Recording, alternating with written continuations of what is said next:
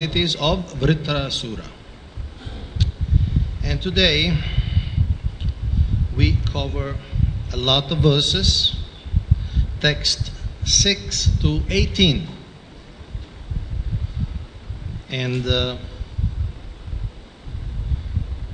on the board is 18, so I will just read 6 to 17 by myself. It's a lot of emotion, a lot of things happening in these verses. Om Namo Bhagavate Vasudevaya. Om Namo Bhagavate Vasudevaya. Om Namo Bhagavate Vasudevaya.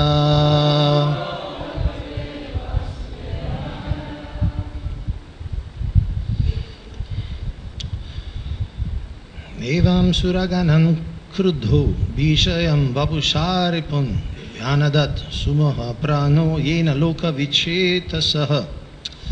Shukadeva Goswami said, Vritrasura, the angry and most powerful hero, terrified the demigods with his stout and strongly built body.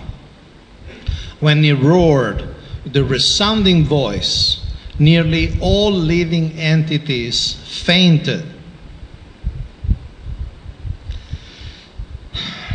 Tena devagana sarve bhritras visputanena vai nipetur murchita bhumo yataiva saninahataha. When all the demigods heard Vritrasura's tumultuous roar, which resembled that of a lion, they fainted and fell to the ground as if struck by thunderbolts.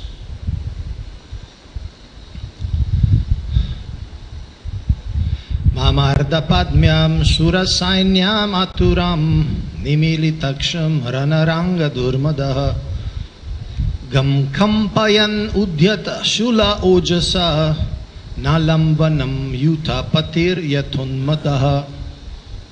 As the demigods closed their eyes in fear, Vritrasura, taking up his trident and making the earth tremble with his great strength, trampled the demigods beneath his feet on the battlefield, the way a mad elephant tramples hollow bamboos in the forest.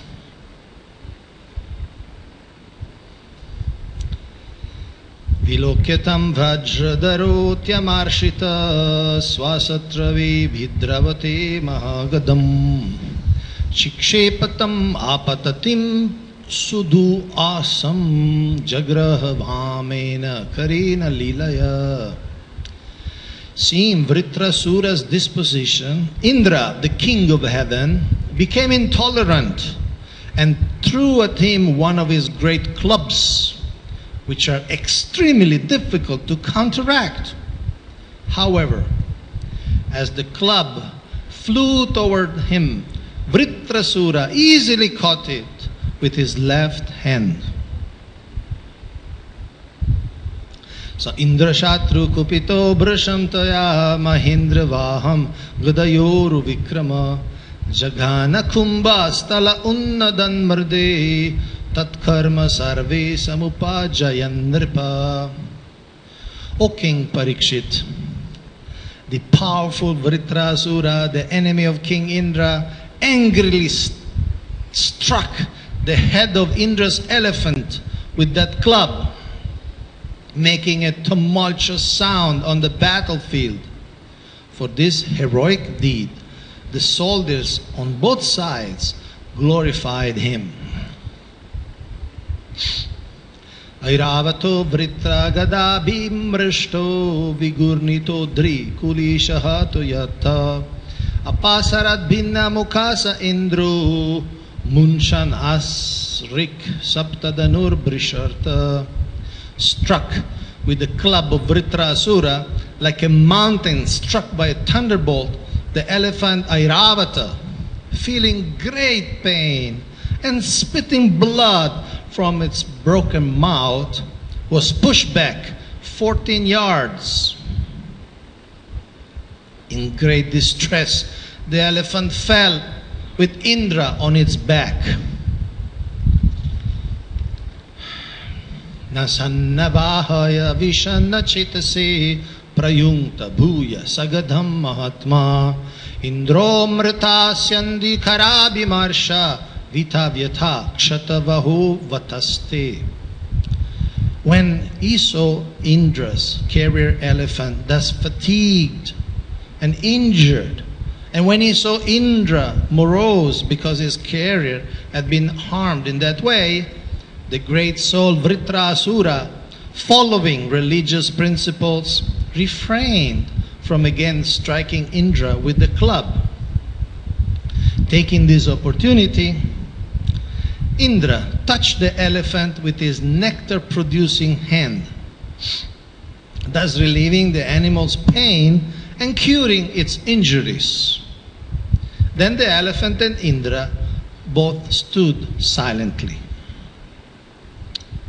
Satam nripendra hava kamyayan ripum vajrayudham Bhatrihanam vilokya smaram shatat karma nrisam samaham maha shukena mohena sanjagada. O king, when the great hero Vritrasura saw Indra, his enemy, the killer of his brother, standing before him with a thunderbolt in his hand, desiring to fight, Vritrasura remembered how Indra had cruelly killed his brother. Thinking of Indra's sinful activities, he became mad with lamentation and forgetfulness. Laughing sarcastically, he spoke as follows. Shri Vritra Uvacha Tishtya Bhavan Me Samavastito Ripur Yubhramaha Guruha Bhatriha Cha Dishtya Nrino Dyaham Asaktamattvaya Machula Nirbhinna Drishat Dridachirat. Shri Vritrasura said, he who has killed the Brahmana, he who has killed his spiritual master, indeed, he who has killed my brother is now, by good fortune, standing before me face to face as my enemy. O most abominable one, when I pierce your stone-like heart with my trident, I shall be freed from my debt to my brother. Yuno grajasyatma vidod vijatir gurur apapasya chadikshitasya. Vrishabhya kagdena shiramsya vrishchat pashur iva karuna svarga kama. Only for the sake of living in the heavenly planets, you killed my elder brother. A self-realized, sinless, qualified Brahmana who had been appointed your chief priest. He was your spiritual master. But although you entrusted him with the performance of your sacrifice, you later mercilessly severed his heads from his body, the way one butchers an animal. Shri Hridaya Krutibir Ujjitam Tvam Swakarmana Purushadhaischa Garyam Krichrena Machula Vibhinna Deham Aprishtavanhim Samadanti Gridraha. Indra, you are bereft of all shame, mercy, glory, and good fortune. Deprived of these good qualities by the reactions of your fruitive activities, you are to be condemned even by the man-eaters, Rakshasas. Now, I shall pierce your body with my trident, and after you die with great pain, even fire will not touch you. Only the vultures will eat your body.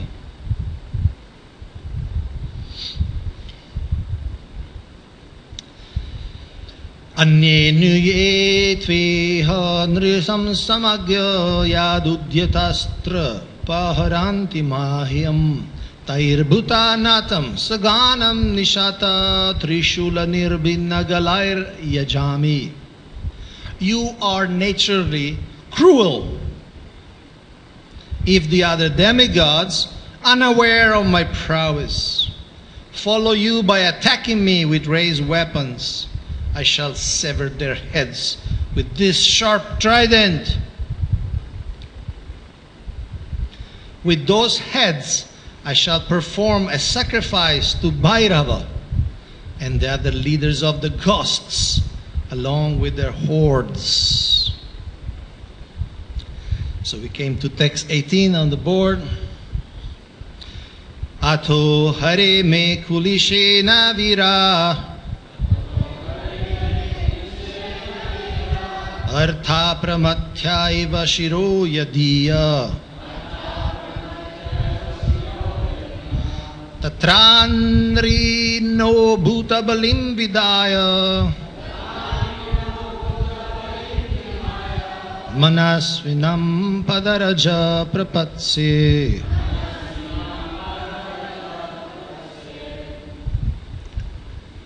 Maybe one or two of you can read if you like. Please.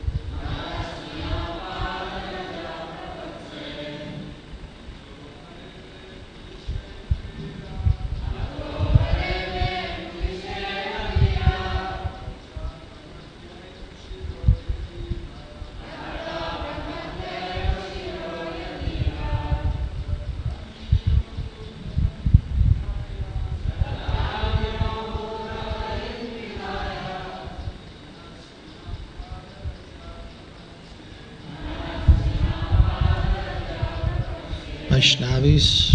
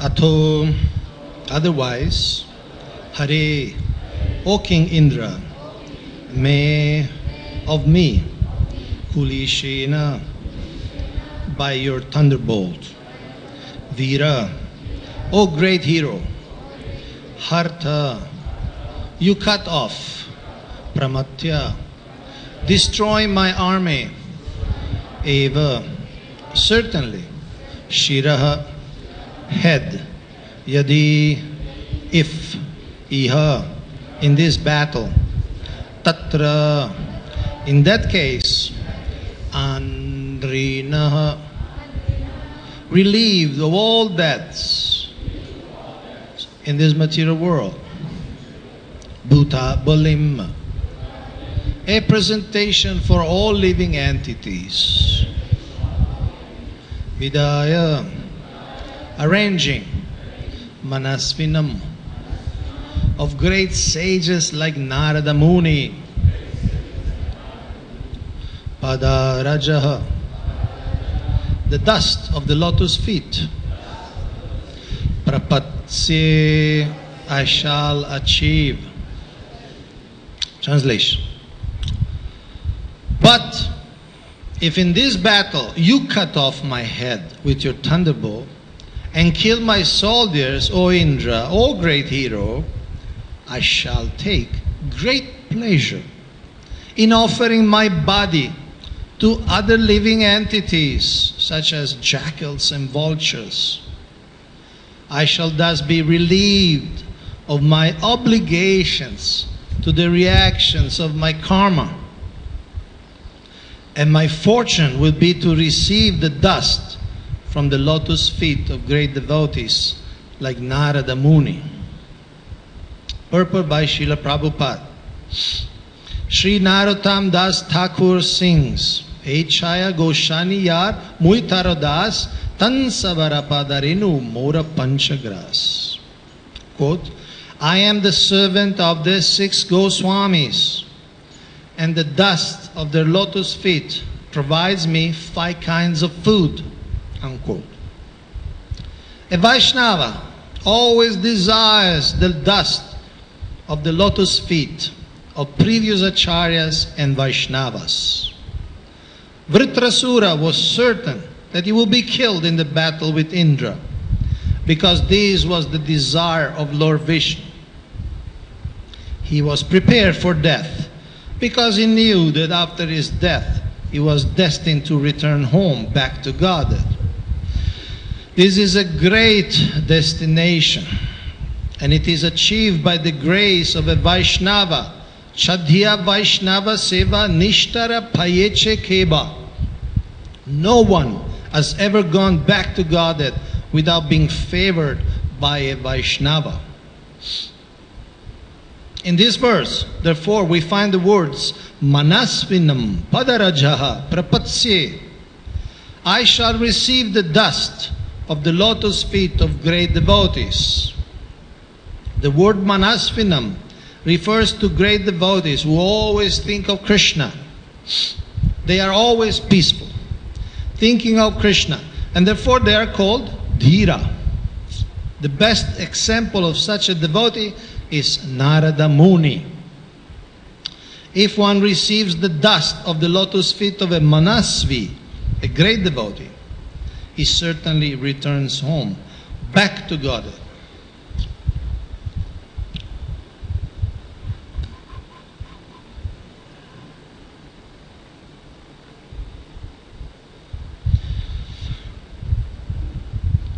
Om Ajnanatimirandasya Gyananjana Salakaya Chakshurum Mritamena Tasmai Shri Gurave Namah.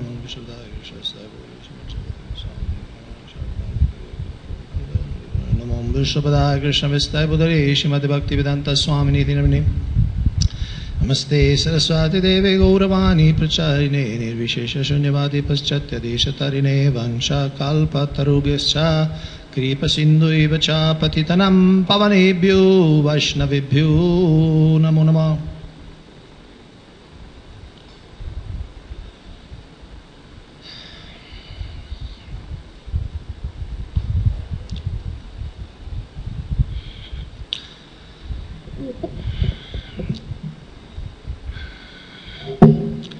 See, we have seen many verses in this bloody battle, bloody, literally bloody. There's a lot of blood being shed by men, demigods, animals, like the elephant Airavata got his mandible broken, and a lot of emotion, a lot of anger, a lot of resentment, a lot of revenge, feeling of revenge, a lot of hatred, a lot of fear.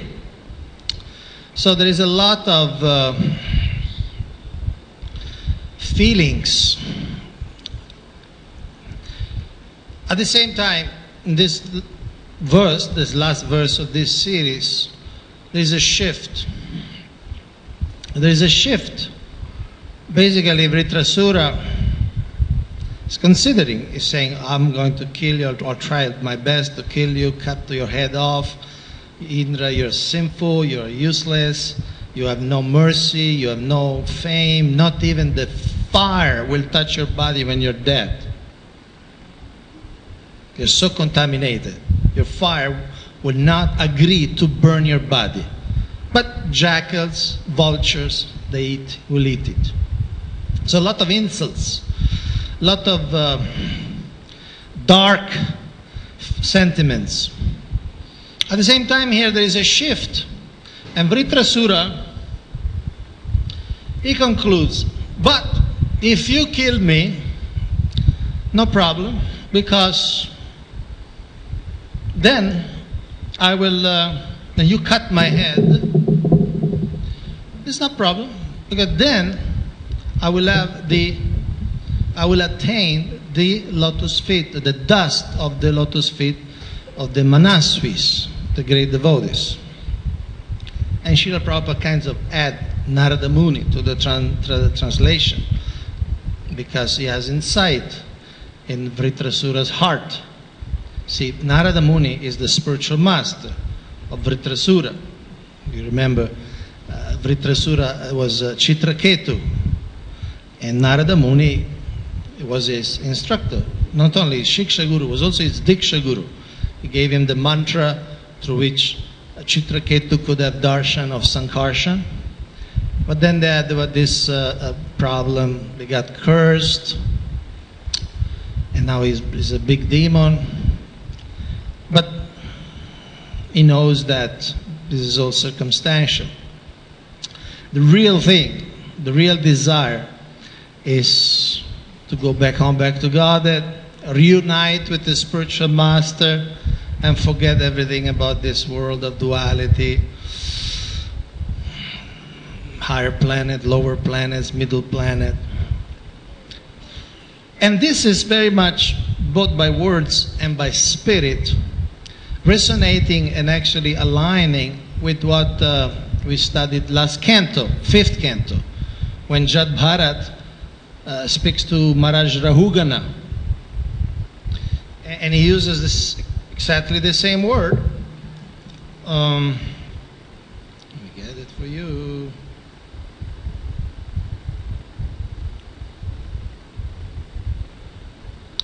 Okay, there is this famous verse which one day I actually memorized.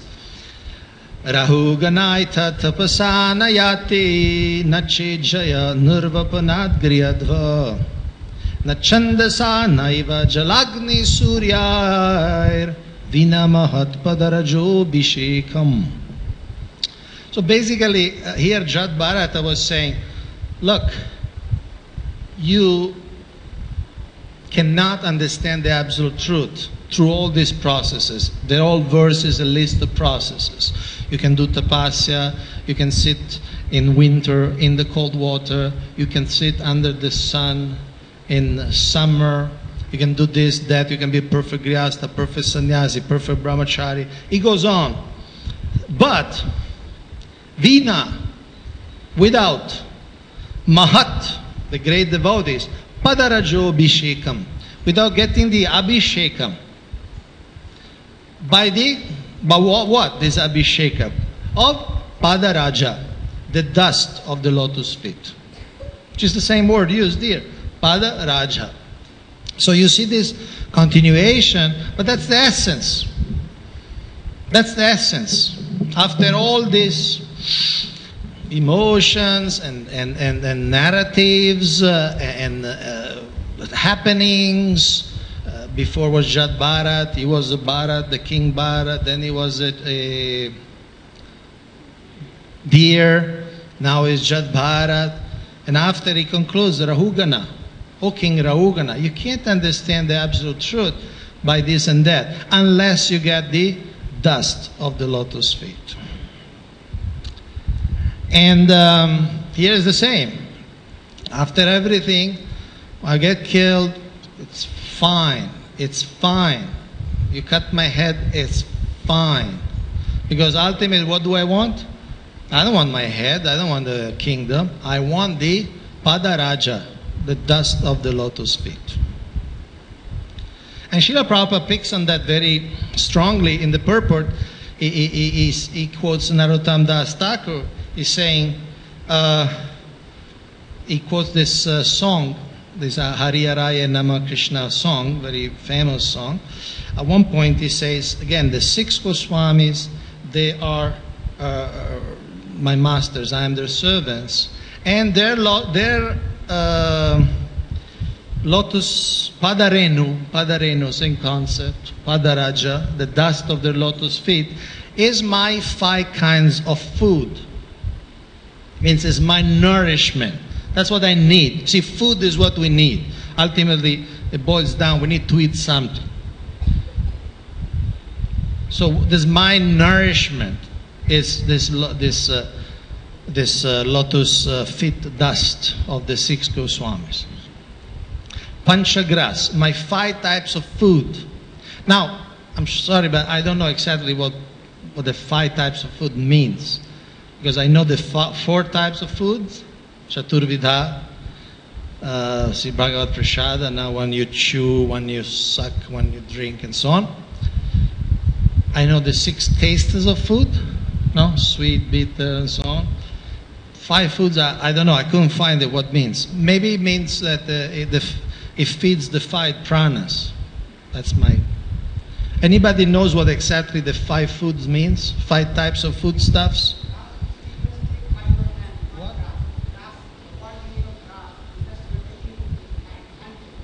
Okay, that's one type. 5 times you're taking.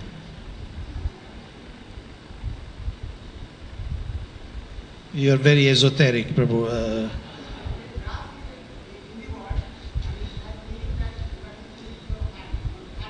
So you're taking 5.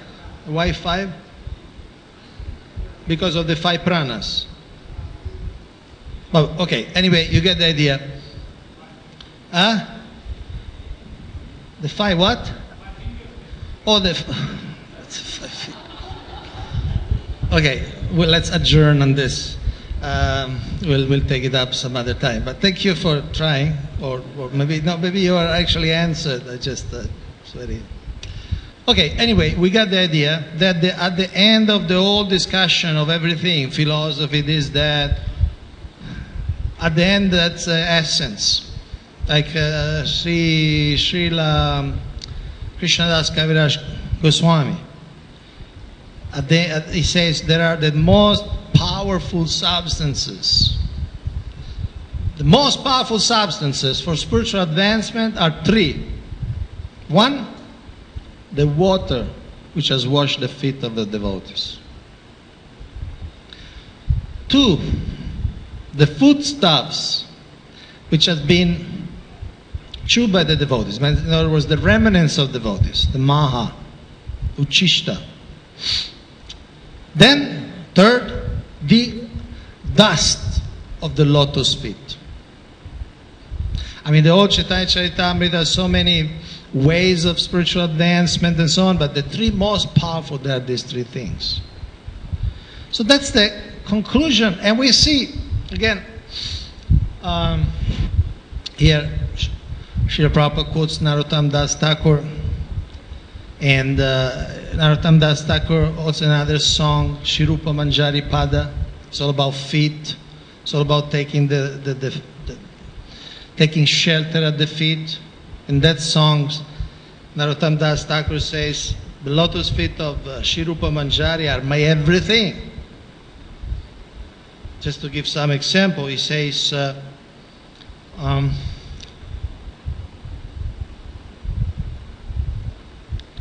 I prepared for this class. I prepared. Just so you know. He says, these lotus feet are my real wealth, sampada, my real opulence. They're the object of my devotional service. They're not just the means. Okay, I worship the feet, I go up. No, I do everything else so I can get to those feet. They are the treasure of my heart. They are my ornaments and the life of my life. They are reservoirs of rasa and the conclusion of the religion of the Vedas. They are the fulfillment of all my desires and the goal of my vows. What we take vratas, like in this month of Purushottam, I'm sure at least some of you took some vrata, some vows. The goal of Narottam Das Thakur's vows, he says, are lotus feet of Sri Rupa Manjari. My austerity and so on, my chanting of my mantra, and so on, and so on, so on, so on. The old song is about that. So basically this is the essence. And after the old turmoil, after the old tumultuous sounds of battle, after everything is said and done, all the fights and conflicts, that's the shore to which to arrive. And that's what the Bhagavatam says, and the Gaudiya Vaishnavas especially, they pick up very strongly on that message, and that message pervades all art and culture of the Gaudiya Vaishnavas. Another point I wanted to bring up quickly, because time is very limited, is this, there's not only this conflict that we see here. There is Indra, his army, Vritrasura, his army. There's some revenge. Indra killed his brother. But we see also a conflict, or at least a polarity of priorities. One is, we could say, the social priority. Indra, you killed my brother. He was a Brahman, he was your guru. He initiated you into the sacrifice, and then you killed him? Not good. I'm very angry at you, I'm going to kill you. It's my duty. I have a rini. This word comes a couple of times here. The rini means a debt. I have a debt. You killed my brother, I have a debt to revenge him. At the same time, you see that there is this other element of dharma, which is beyond that. They say, okay, I die, I am, Srila Prabhupada say, all my karma is clean. Srila Prabhupada translates, I shall thus be relieved of my obligations to the reactions of my karma. So in other words, I try to do my duty, my social duty, could say varnashram duty, but then if I get killed, I'm clear of all that. And I get to my real destination, which is the lotus feet of my guru, beyond everything. So we see sometimes also this conflict in our movement. Conflict in the sense of ideological conflict. Because there are different ecosystems. Some devotee used this word to describe this. Some of you may not know him because he's famous in Russia. Gaur Krishna Prabhu is the BBT in charge there. He's a very deep thinker. So he developed this expression that in ISKCON we have different ecosystems. And he speaks about three ecosystems. One is the relation between guru and disciple. Guru-Shishya relation. Which is, we see the essence of everything ultimately is the real, I mean, not the real in the sense that other is not real, but is the essence that we see throughout the scriptures, we see throughout Srila Prabhupada's teaching. Then there is the institutional ecosystem. There is an organization that needs to run, that needs to have laws, that needs to have rules and regulation, and they need also to regulate the standards. To some extent, there are standards of interaction between the guru and the shiksha. That's the organization. And then there is the social ecosystem. Social ecosystem means many of us married, have children, we have parents. And that's not directly or exclusively, we could say, spiritual. Of course, can be spiritualized, can be very much performed through the lenses of our relation with Guru and Krishna. But in nature is social, because it's based on the body. Marry somebody, have children, they come from my body, or in this case, Vritrasura, I have a brother, So it's based on the body. You could say the varnashram and the old social type of duties. And sometimes there is some conflict in the sense of there are different devotees who stress the importance of one or the importance of the other. Some people we hear often, especially if, maybe even from this Vyasa-san we hear, but especially if you read in the internet and so on, some people stress very much, varnashram is essential, we have to establish varnashram, we have to work out really the social interactions, because that's the basis for advancement and all that. And some of the people have less interest in that and say, look, the essence of spiritual life is serving Guru and Krishna, the essence of spiritual life is performing bhakti. Yes, we have a body, we need to have situated somewhere, brahmachari, grihastha, manapasa, sannyasi, but that's not really the real thing. So sometimes we have a similar tension in our movement as well. But as we see here, after discussing everything, social dharma, revenge for the brother's death and all that, the conclusion is that ultimately it's manasvinam padaraja prapatsi, to achieve the shelter of the lotus feet of the great devotees. So, because it's basically time for ending the class, according to this thing, please finish Srimad Bhagavatam class by 8:45. So I'll close here officially. But if somebody has questions, you want to discuss a little more, we can stay a little more. So Grantara Srimad Bhagavatam ki jai, Shri Prabhupada ki jai, Shri Vritrasura ki jai. So if there is any question, we can continue, but the class is officially over. Yes? Can we give this gentleman a mic?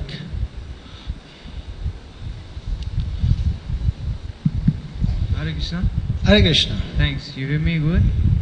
Pardon? Yeah, hello. Okay, it sounds good now. Sounds good. Yeah? That sound is good. Okay, then Yeah. you hear me.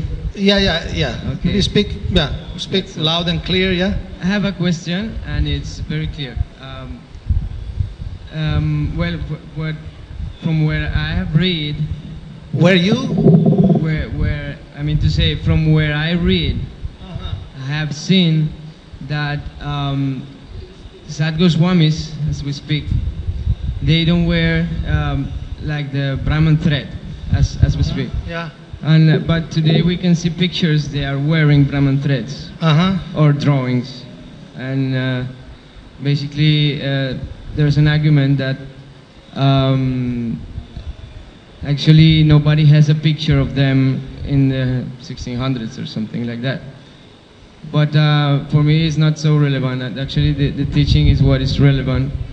But it's important to notice that I just wanted to ask you if possibly you can explain to me more about worshipping the lotus feet of a spiritual master in that concern, and if you can clear out That what?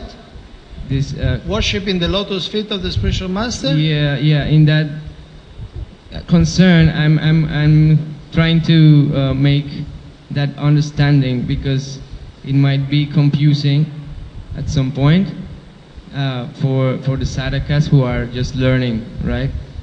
If I see this, then for me there is like a disassociation if I see the Goswamis with Brahman threads, then, and actually they do not have. Sorry, I missed that connection. You say you want me to talk about the relation guru-disciple, worship of the, and what's the Brahmin thread has to do with the question? Yeah, well, it's just something to that I want to really point out at, because maybe for that it's important. Okay, I'll try to say something. Please, thanks. So first of all, the Brahmin thread. Okay. Now, That is the whole history of the Brahmin thread. And I don't know how much time we can spend on this, but Srila Bhaktisiddhanta Saraswati Thakur even says that at one point nobody was wearing the Brahmin thread.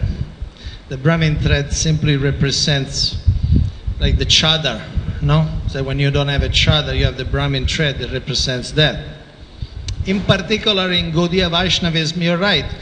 Generally, after Lord Chaitanya, these Vaishnavas were really abandoning all external, we could say, social characteristics or symbols. Those Vaishnavas who were Brahmin by birth and they had the Brahmin thread, sometime when they will become renounciants, they will also leave the Brahmin thread.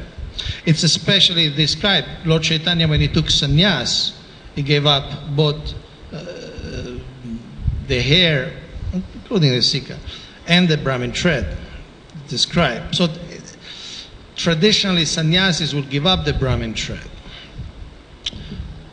At least, again, when we talk about tradition, we are talking about a certain sector of history. You know, there are different traditions. And they were not actually even chanting the Brahma Gayatri, which is generally what one chants when you get the Brahmin thread. The Upanayan, the Upanayam, we say second initiation or Brahmin initiation, but in Indian culture it's called Upanayam, it's a samskara. In general it's given by the father to the child when he becomes, 12 or something. So you get this Upanayam and you chant the Brahma Gayatri, which the Vaishnava, the Gaudiya Vaishnava, were not chanting for some time. Now, and also there is difference. Some lineage, some parivars of Gaudiya Vaishnavas accepted the Brahmin thread earlier and some later. Like our line, we started wearing Brahmin thread after Srila Bhaktisiddhanta Saraswati Thakur. Even Srila Bhaktivinoda Thakur, if you see all the photos, he will never have a Brahmin thread because he was a Kayasta. He was not born as a Brahmana.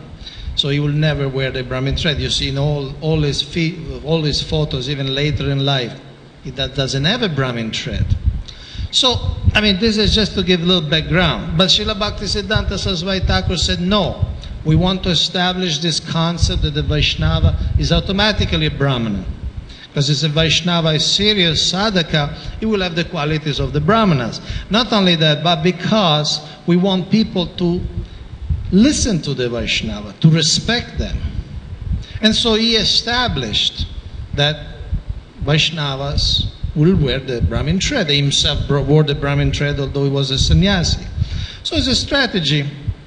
And of course it's a symbol. It's a symbol. But he wanted to establish, no, we wear the Brahmin thread. The Vaishnavas wear the Brahmin thread so the people can take you seriously. Otherwise they'll take, oh, no Brahmin thread, low class. And that would be very bad for the people. Vaishnavas don't care, really. But for the people it would be very bad. They will not be able to listen. Oh, low class person, what they will know about philosophy. Okay, so this was a quick thing of the Brahmin thread. Worshipping the lotus feet of the Guru. That was the main thing. The main...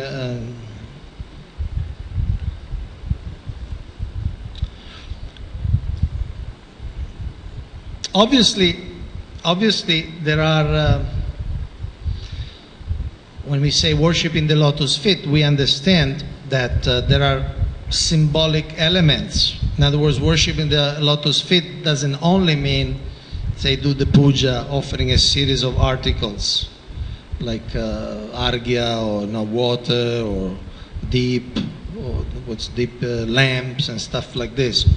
That's part of the puja, and it's a very important part of the worship because it reminds us, it kind of forces us to do that. Therefore, we have Guru Puja every day. We sing this song by Narottam Das Thakur. Ideally, we should really absorb in the meaning, and so on and so forth. Shri Guru Charna Padma Kevala Bhakati Sadma. That's the way through to pure bhakti. And that's what also Chaitanya Charitamrita explains when Sri Chaitanya Mahaprabhu instructed Sri Rupa Goswami in Halabad. He explained this is the sequence. Guru Pada Shraya Diksha Guru Rasevan is the first three sequentially. Guru Pada Ashraya. You take shelter in the Guru. In other words, you take shelter in a teacher. Again, this Pada idea. Pada is not just the feet. Obviously, it's not just the physical structure of the feet. A guru may not even have feet. Maybe he lost his legs. Still, he can be a guru. It's not that, oh, I don't have feet. I cannot give shelter on my feet. So the feet represents the humility of going down to the feet and be humble and be a student, obviously. It's like, when somebody looks eye to eye, that obviously is like a peer or a challenge. I look you in the eye, look you in the eye, like that. But if I look at your feet, means I accept you as a superior. So, Guru Pada Shraya. You get the shelter of a teacher that teaches you bhakti.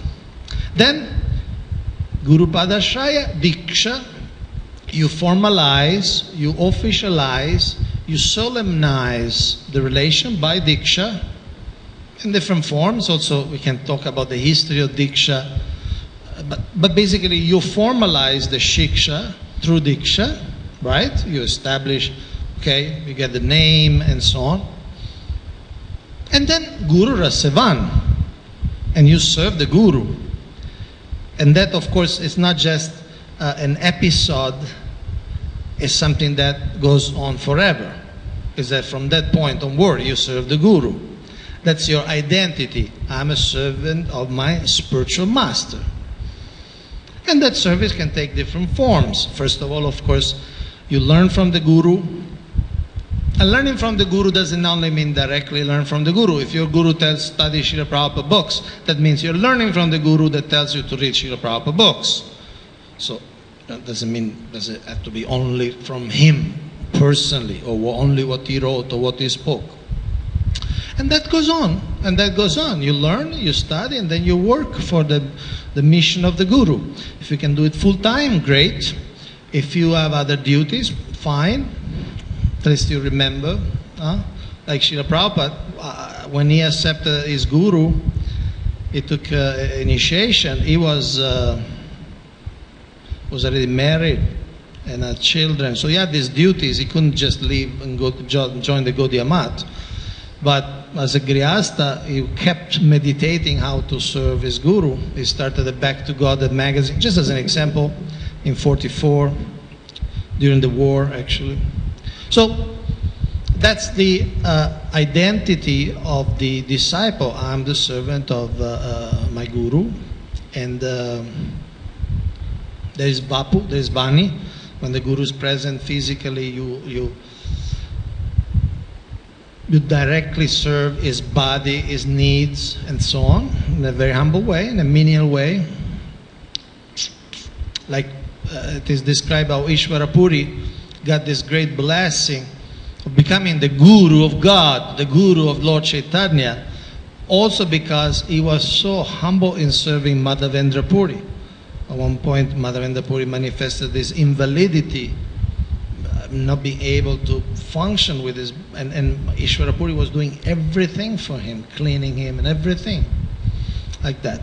So sometimes it's Bapu, but most of the time, and for when the Guru is not present physically, then it's Vani. There's some desire of the Guru, there is some instruction. First of all, the basic instruction, the basic standards of devotional service, but sometimes a special instruction that the Guru may give you, and that you dedicate your life to that instruction.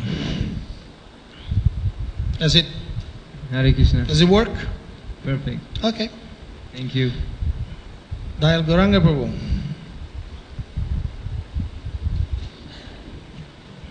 Hare Krishna. Kaunteya Prabhu, you touched at the end of your class. Huh? At the end of your class, you mentioned the three ecosystems, Uh-huh. and it seems like takes a lot of thought and revelation how to balance them. You know, because sometimes one's guru can give instructions which will go against the institution. Institution will give instructions Against the institution. I mean, against maybe the local vision of local authorities, not necessarily very, how to say, head-to-head conflict, but there may be some subtle conflicts between three of those. Mm-hmm. I mean, definitely in some cases there would be obvious things and it will be maybe easier to choose when the guru falls down, but guru in a good stand, institution is ISKCON given by Srila Prabhupada, your family is okay, your wife is a devotee, so you know, there's three scenes, you know, there's three ecosystems, and how what is is there some rule of a thumb, any priority which our institution maybe or our thinkers worked out? Our institution worked out. Our, Thinkers. policy, thinkers of our institution worked out how to balance those three.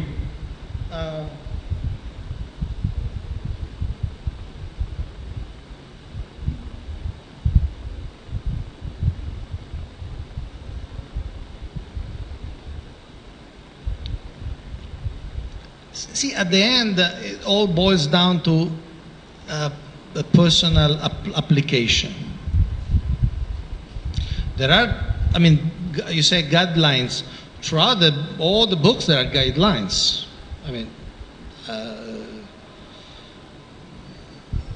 How to be a good husband, how to be a good wife, how to be a good father, and so on and so forth. At the end, obviously, it's a personal application, because some people may be a husband but not be a father. Or some people may be a father but not a husband. Or some people may neither be a father nor a husband but be a disciple. Or a son. You may be a son but not be a father. So ultimately, every individual has to make their own choices. And generally, the basic parameters are clear. Like, somebody comes to ISKCON from whatever background, comes to ISKCON, takes initiation. So his basic duties are clear. No? He follows the 4 regulative principles, he chants 16 rounds as a minimum, and then of course he should also study, should do some service. Huh? Somebody can just dedicate, okay, I do service full time, I join missionary activities. Somebody will also say, no, I have some duties that will not be fulfilled by joining because I have some economic obligations, so I have to produce economy for that. So each person, according to their situation and according to their karma, they have to really find its own balance. We can give general guidelines. We can give examples, like we could say, okay, Srila Bhaktivinoda Thakur, he would get up at midnight and write his book, or 10 o'clock, 10 o'clock or midnight, and write his books and chant, and then go to the court in Krishnanagar. That can give us some illumination, but we are not judges in Krishnanagar, and we don't generally get up at midnight. But we can get some inspiration. We can see. So, guidelines, there are many guidelines. But at the end, everyone has to see what he can do and what he should do. Like somebody has to provide for his family. You got two grihastas. Both have to provide for the family. But for someone, maybe he has the karma that with very little work, maybe 1 month a year, he can provide for the family. And some other grihasta is not able to do that. He has to work much more. So it's an individual thing. Each one should really analyze, am I working so much just because I have the karma that I have to do so much endeavor to just maintain my family? Or do I have artificial desires that impose me this type of routine? Because I want my children to go to this university and that university, and therefore I need hundreds of thousands of dollars to sponsor them, and therefore I have to work like a donkey. One needs to really, at the end of the day, it's really an individual thing. And you can see that different people make different choices according to the realization, according to the influence in their life that various teachers they choose to hear from. Even within the bhakti or the guru shishya ecosystem, there are different, we could say, currents, which are compatible, but somebody is more like into, okay, kirtan melas, holy name, and so on. No, retreat, japa retreat, maybe that aspect. You are, and which is glorious. I'm just saying. If somebody else may be more into, no, we need to read more the Bhagavatam. So maybe they establish Bhakti Shastri, Bhakti Vaibhav. So even within the, you could say, the Bhagavat, particularly Bhagavat Marg, even there are different tastes. And somebody says, let's chant more. Somebody says, let's study more. So, ultimately it boils down to the person, choices, and situation. Okay? Okay, so I'll stop here. Thank you very much for staying so long. All the best. Hare Krishna. Jai Grantara Srimad Bhagavatam Ki Jai.